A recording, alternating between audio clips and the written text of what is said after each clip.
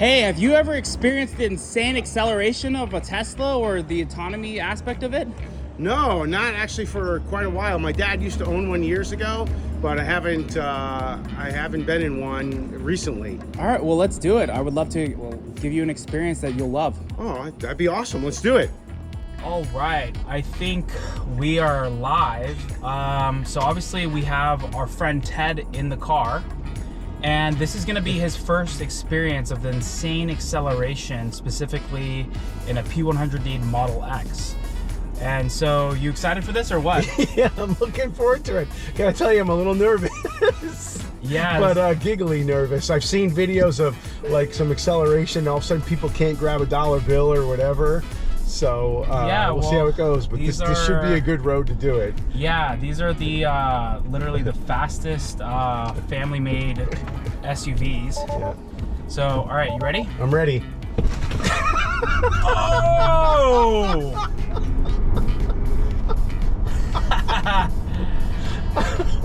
How was it, man? Oh God, that's crazy. It's like your freaking organs are pushing back in you.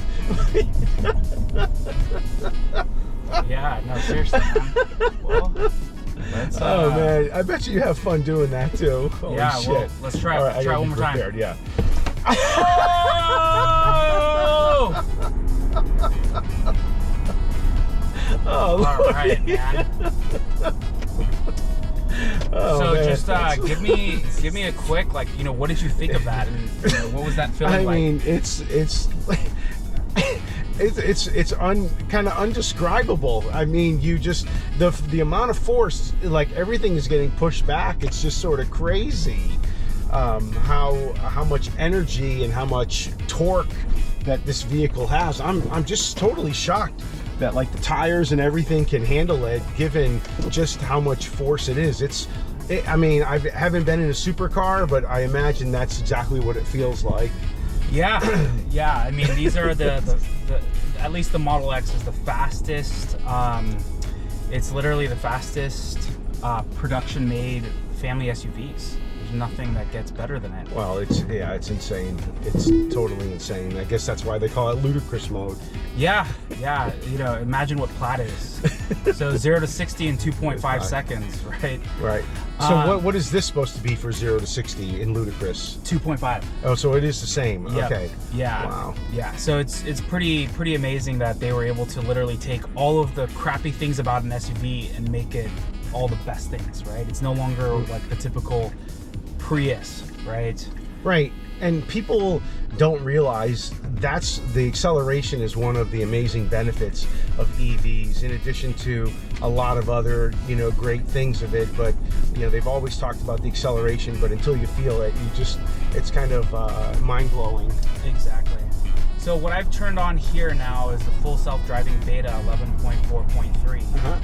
And I would love to just kind of get your reactions, because I'm not driving. Oh, okay, yeah. Anymore. So Tesla Autopilot is essentially pure vision has taken over. So we're going to be making a left here. So you're not touching the brake or nothing? No, nothing. Okay. So yeah. Oh, the car's smart enough to know. Okay. Yeah, to go all the way over. Mm. Yeah, we're at a stoplight, so we can. Yeah. I don't know if there's. Should I go? I don't know how. Is it best to like go up to like a place like this or something? Well, it depends how long you want to drive for. A couple of minutes at least. Let's see how. No, yeah, it's gonna loop. Okay, so I'll just make a U-turn. I'll just make a U-turn and then we'll do this loop. Okay, it's fine. If this light doesn't take 15 minutes. Yeah, where I was gonna see if we can find the scraggly road. This one? Yeah, that's it. Yeah, Bailey. Oh, wow. Yeah. Yep. Yeah, you go over here, and then you see that switch back. So yeah. that's what at some point would be cool to do. Just so you know. Yeah, no.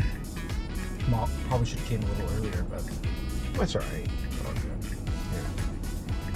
Yeah. So 3 days a week you're in the office. Yeah. All right, so I'm going to turn on full self-driving beta. This is 11.4.3, but I would just love to get your live reactions. I am not driving right now. Right. Tesla Pure Vision has essentially taken over. Okay.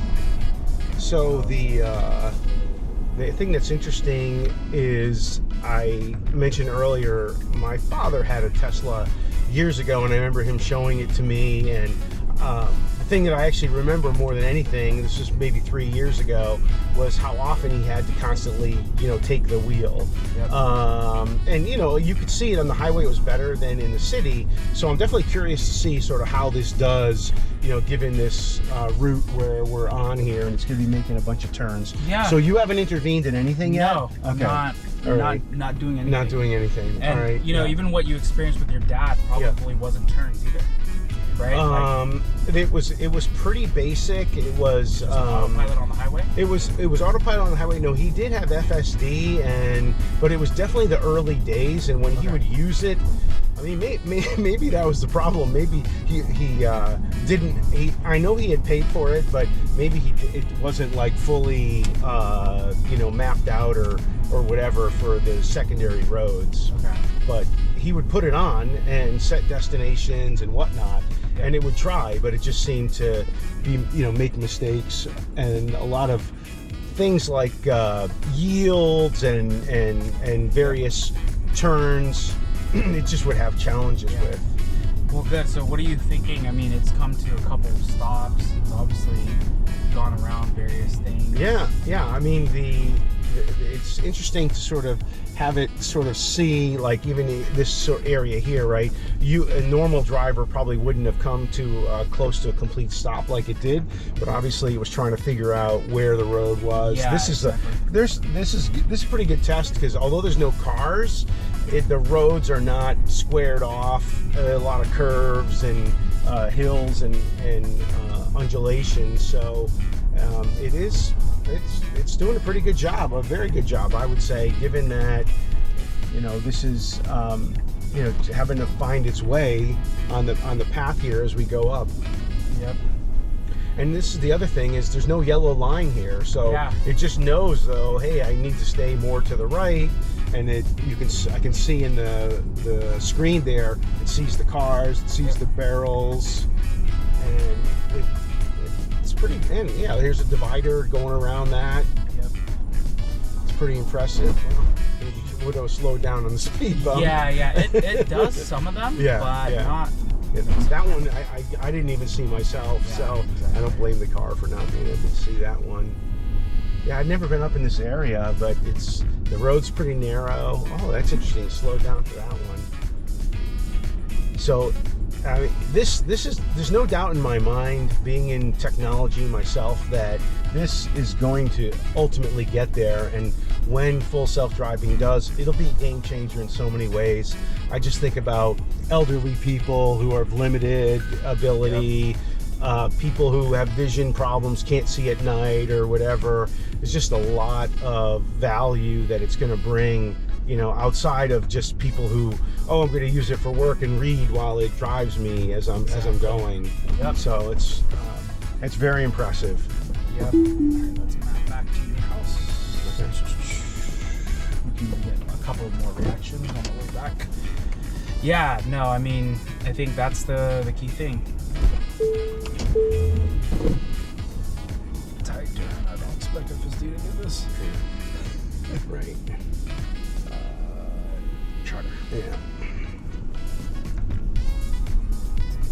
So, but yeah, no, it's, full self-driving has really come a long way. It's been 2.5 years since its initial launch of the beta program. Okay. And, I was one of the first testers, so it's just mind-boggling just to see, how far it's come. Right? So when you were using it initially, from then to now, you've seen, okay, this is interesting. Yeah, so this car, so it was trying to figure out whether to go or not. And yeah, exactly. That's funny. That's I think the car probably thought it had enough time, and then that car was going a little bit faster, so it stopped, and hoping that they would, but it didn't. So it did the right thing. Might not have been ideal, but so my question actually was for you. So you've seen a lot of improvement. Yep. Yeah, and it's been a little bit of everything. It's it's a lot more aggressive. It used to be like a 16-year-old driver, and now meaning super cautious. Super cautious. Yes, right. Would stopping take all the forever. time. Yeah. I would have to press on the accelerator a decent amount, and then now it's the complete opposite. Like I'm literally not doing anything. Yeah. So you didn't intervene the whole way up to the top. No, and you would see it because the blue wheel there. Okay. You can even watch this on the video. It's like. If I disengage, it will show up as a disengagement. So this is an unprotected left turn. So yes, this will be a good situation to just test out. So it looks like there's a car coming there. Yeah, there's one there. There's another one coming. Yeah, no one's coming to us. Oh wow! So, see, that's interesting. Yeah, that's a pretty bold move right there. Yeah, that's a pretty bold move. Yeah. I mean, I could see half the people not coming out right there. Exactly. And I could also see half the people coming out. That's progress for sure. Yeah, exactly. There's no way it would be able to do that before, but it also too would creep out a lot further than it needed to. But it was just a lot too cautious to the point, like it was not necessarily unusable. So here it's like obviously just trying to navigate the full turn, and then it is. So yeah, I think the other thing that I sort of noticed, and again, kind of snapshotting back to that a couple of years ago when I had experienced it on the East Coast, not here. It seems like it's a little smoother as well. Like the turn. I remember a couple of things where the wheel would shake a little bit more. So I hadn't really seen that with this here. Yeah, it's just a lot more stable, right? It's just making more decisions, more timely decisions, quicker decisions. So it's just really cool to see all of the progress and the way that they're building it. It's not based off of a bunch of maps, right? It's based off of what the cameras are seeing. It's making real-time decisions, right? Yep. So I mean, it's obviously mapping because it knows where it needs to go or it should go, but the actual road and the driving, it's not as if it has it down to the feet and centimeters. It's basically looking at what's here on the road. So if it sees an obstacle in the middle of the road, it should go around it, right? Yep, exactly. Yeah. Okay. Yeah. So obviously, it's mapping like obviously the route, but the decisions it's not like LiDAR where it's like taking photos and then making decisions like off of that plus the cameras. Yeah. Right? It's literally just using the cameras, kind of like our eyes. That's the whole mindset of why they're doing that versus doing like something like LiDAR where it's just taking a bunch of photos and seeing where the light's as it's hitting it, right? And it's not just 2 or 3 streets in San Francisco. Right. We're literally in your own, in a random neighborhood and just doing the drive. Yeah. No, that's amazing. And I mean, this is the scale though that it has to get to ultimately be, really useful for people. And I have no doubt it will get there. It always seems like the last 10% of every effort takes 90% of the energy. Exactly. But they're definitely on their way, and I think once they have enough data, once the system has enough power in it to be making all these decisions and calculations, I have no doubt very soon they'll be much safer than a human driver. Yeah, totally. Well, thanks for your time today. This is great, man. Yeah, appreciate it. Thanks so much. Of course. Thank you.